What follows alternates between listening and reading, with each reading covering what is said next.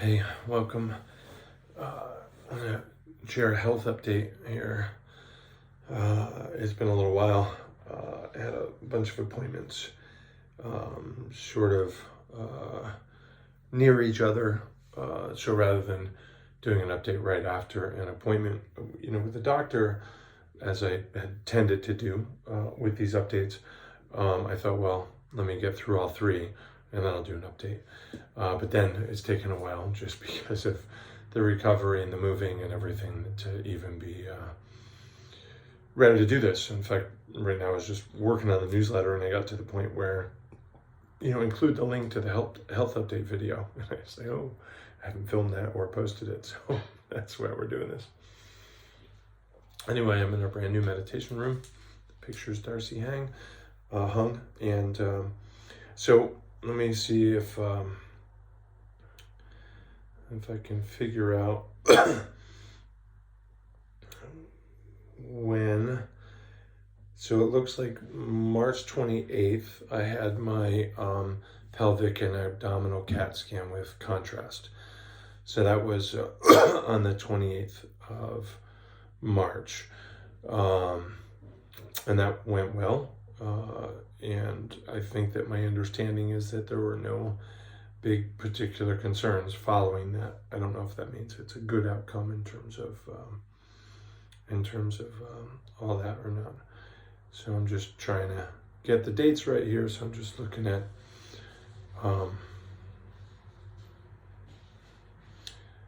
so then I had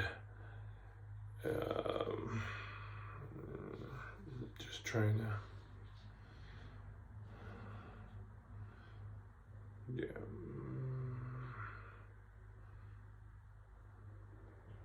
I don't know. So I was in the hospital for a week. Then I got home. I'm just okay. So March 22nd is when I saw Dr. Billingsley. Okay, it's taken me 2.5 minutes to get that far. So March 22nd, Wednesday, I saw Dr. Billingsley, the liver surgeon. The liver surgeon liked how I was, recovering, how I looked, how I presented. He obviously looked at my colostomy reversal wound site, I guess, as well as the staples. I had, 42 staples on my midline in my abdomen. So he looked at those. He looked at the overall. We had a conversation, and he basically said, keep doing what you're doing in terms of Tai Chi, in terms of meditation, in terms of exercise, in terms of rest, in terms of nutrition. And the only kind of thing, he's like, you need to do better with the protein and the nutrition. But it's been pretty hard and remains pretty hard for me to get kind of my full meal regularly. And then he took out, I'm going to guess, about 10 or 12 staples. So he took a few out, and then he said, I said that I was seeing Dr. Pantel, the liver surgeon, the colorectal surgeon who did the staples soon, 4 or 5 days later, whatever it was. And he said, well, I better let him take them out. I don't know if that meant he thought it was a little too early or not professionally perfect to do somebody else's work. But either way, he took a few out. So I got a preview of what it felt like to have them taken out. And I kind of felt like if they were his, he would have taken them all out at that point. But either way, so that was fine. And then I feel like very soon after, when I saw the visiting nurse, I have my medical stuff color-coded here in yellow, so hopefully it stands out. Then on March 28th, I did that CT scan.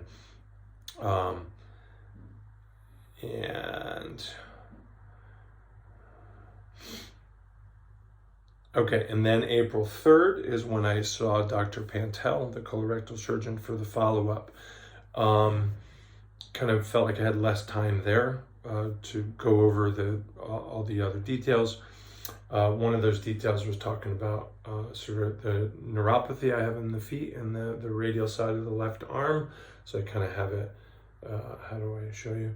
I kind of have it from like here to around here on that radial side. And so there's kind of partial numbness, I guess. And my feet are pretty much cold, but they don't feel numb. as well as a few other things. And Dr. Billingsley talked about how he thought that the neuropathy was likely related to the platinum in the chemo. I don't know how much sense that makes, because I feel like, particularly this, I felt post-surgery. But he also said, well, during the surgery, I had my arms way out for whatever it was, 8 hours or something.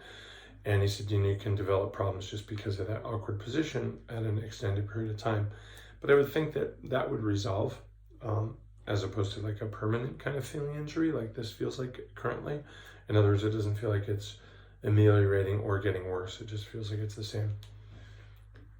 But it won't be a chief complaint of mine because I'm alive, and the cancer should be the chief complaint. So got a little numbness here, and I can actually use it, like even chopsticks or something, or writing. So not going to complain, but I still want to report to the doctors. So I didn't feel like I could quite get those reports in terms of side effects over to Dr. Pentel because of how busy it felt. But I did overall get the same kind of review from Dr. Pentel, who also looked at the wound and looked at the staples and did an intake in terms of what am I up to. And he said he thought I should absolutely not change what I'm doing at all. He thought that Tai Chi was really doing something great, and the meditation probably too, based on my sort of attitude and general presentation and aptitude. And then he took the rest of the staples out, or he took one out, and then I guess it's a fellow, his student, a doctoral student or whatever, he showed him how, and then that person did the other, let's say 30. And so that went fine, and he said he wanted to see me a little bit sooner than later. I think he had an idea, like he'd see me, I'm saying 3 months, in kind of a while. And I asked him about that towards the end of the session. He says, I think I'd like to see a little bit sooner, because I think he was a little bit less happy with the progress of the wound and its healing. Not the midline incision, but the one that goes into the colon.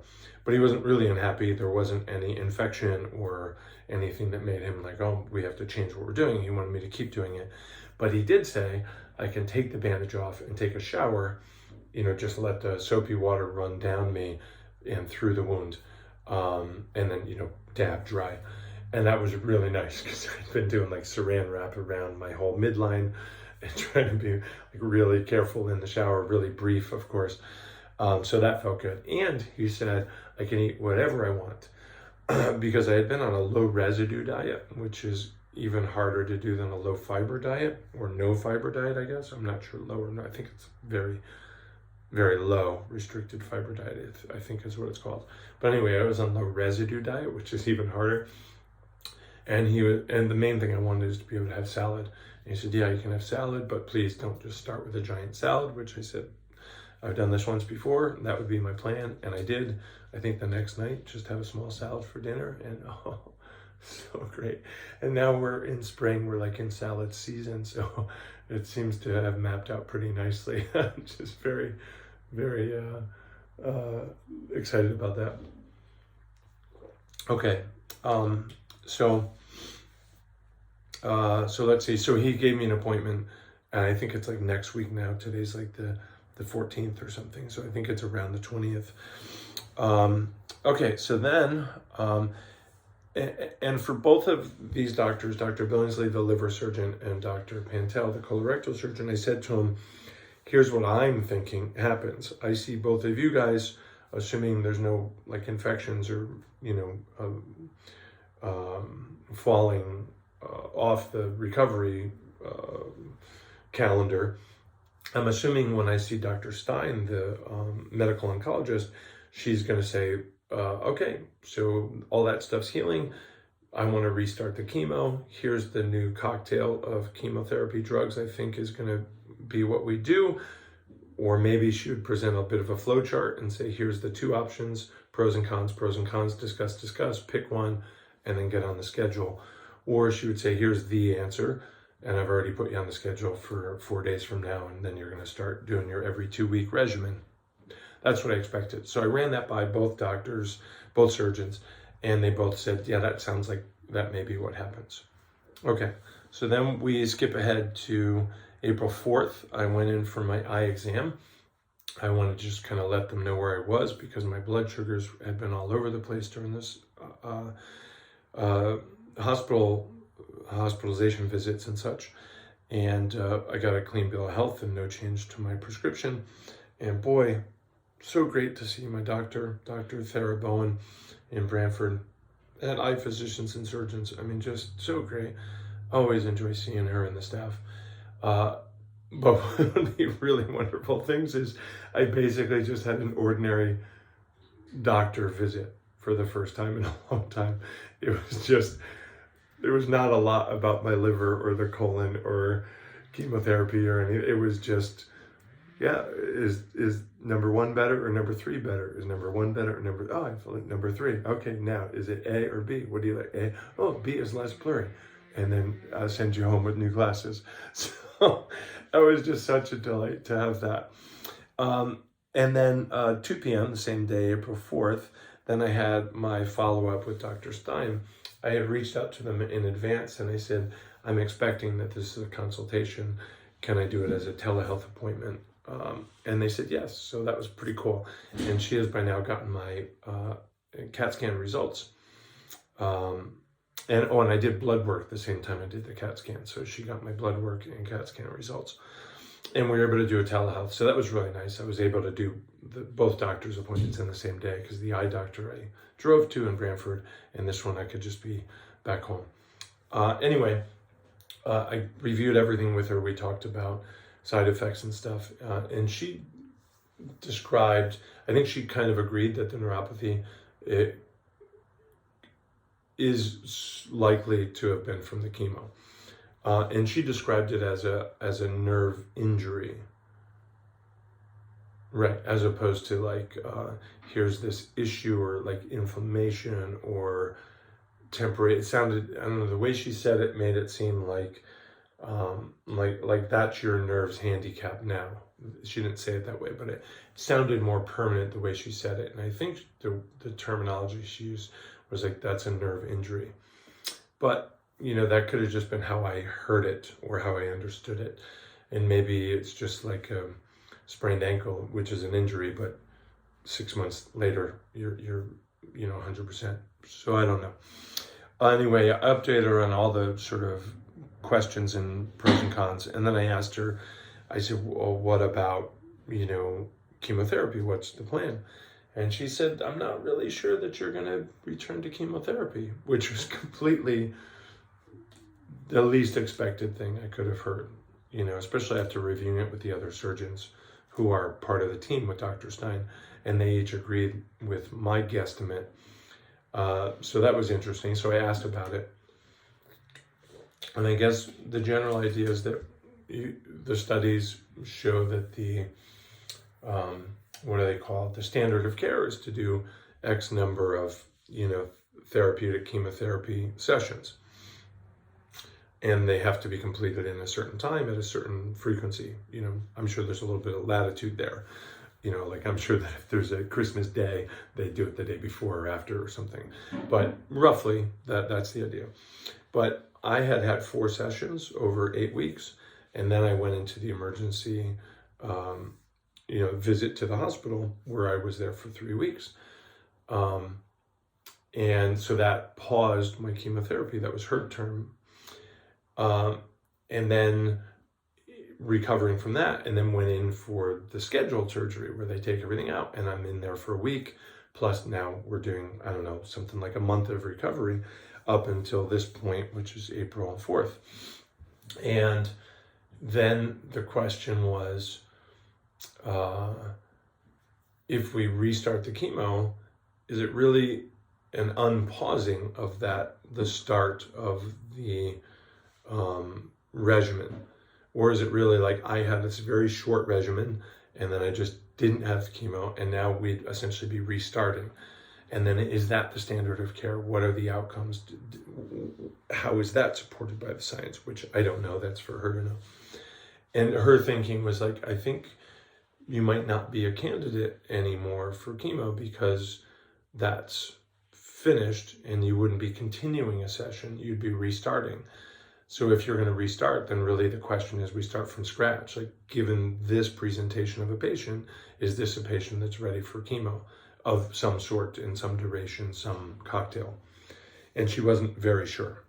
So it kind of felt like she was still thinking about it, but definitely leaning towards no chemo. And she didn't say it like no chemo ever, just no chemo now. It could be that a year from now, okay, let's start it again. I don't know. So I started talking about her. One of the things I mentioned is that there was a type of blood test that I had learned from one of my students who's a researcher, Brian. And I asked her about that.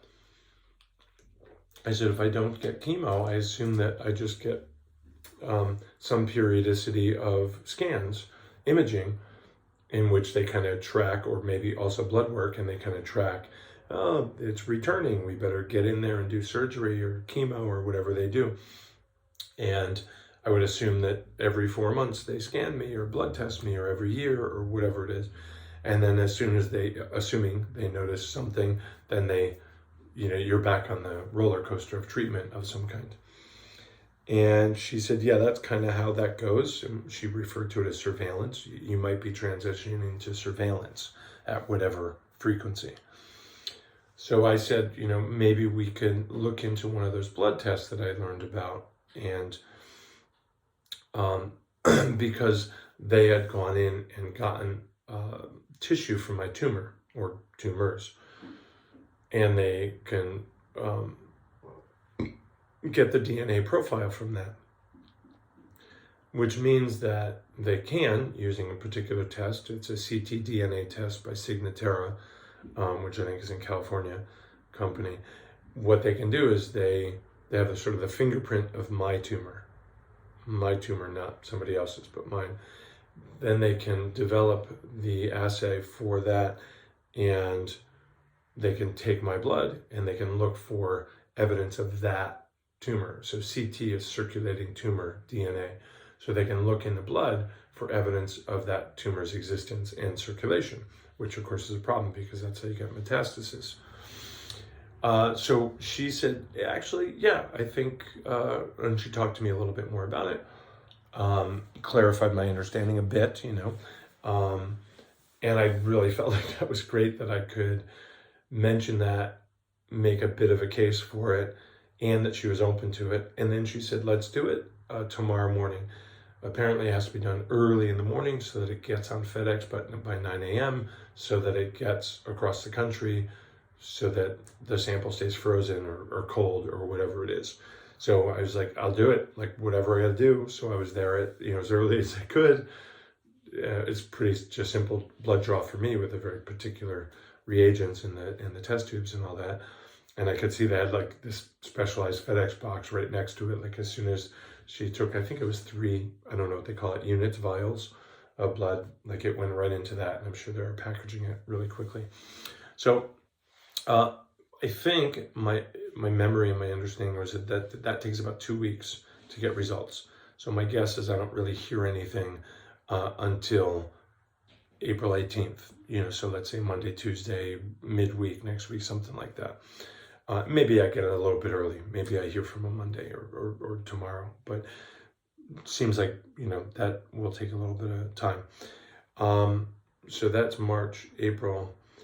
And I think my VNA nurse discharged me yesterday. I got a text back and see, but I think they felt like they don't need to keep seeing me. And I've been seeing them about once a week, so that's pretty cool. So next up is, so April 21st, I made an appointment with my APRN at my GP's office. So I'll do that just because I wanted to see somebody that can look at the overall picture and maybe just check in on other stuff that we've forgotten. What else do I need to do at my age? I don't know. And so I'll get blood drawn for that, and then I'll see her April 21st. That's a Friday. After all my morning classes, I'll go. And then after that, I return on the 25th to the pulmonologist office, who I'll have blood drawn the week before for the pulmonologist to see. she gave me permission to try an OTC thing, and I've been trying 2 different medicines. One for, let's say, 10 days, no results. Then took a week off to clear the system, and then the second drug I've been on now for, I don't know, about 2 weeks, something like that. So I'll be able to report to her what I found with those 2. And we'll just see what she says. And then April 26th, that's when I returned to the colorectal surgeon. And I thought about another thing to mention about that, but I've just now forgotten it. He said I can eat anything I want. Wound care, intake protein, lab work. Oh yeah, and he said that probably about 6 months post-surgery, I'll be able to go and actually try and get my colonoscopy completed, which way back, I think September, it never was completed because they found a tumor blocking, and then, we're strapped in for this whole ride. So anyway, I think that's the end of the health update. Thanks very much for your continued encouragement and support, and all the donations, whether they're in time or money or Venmo or PayPal, or certainly all the people that are, continuing to come to class or bringing a friend. That'll become more and more critical as time goes on here in the new home. And thanks also for those of you guys dropping off groceries or bringing a meal. Boy, that has made a massive difference. So thank you. Love.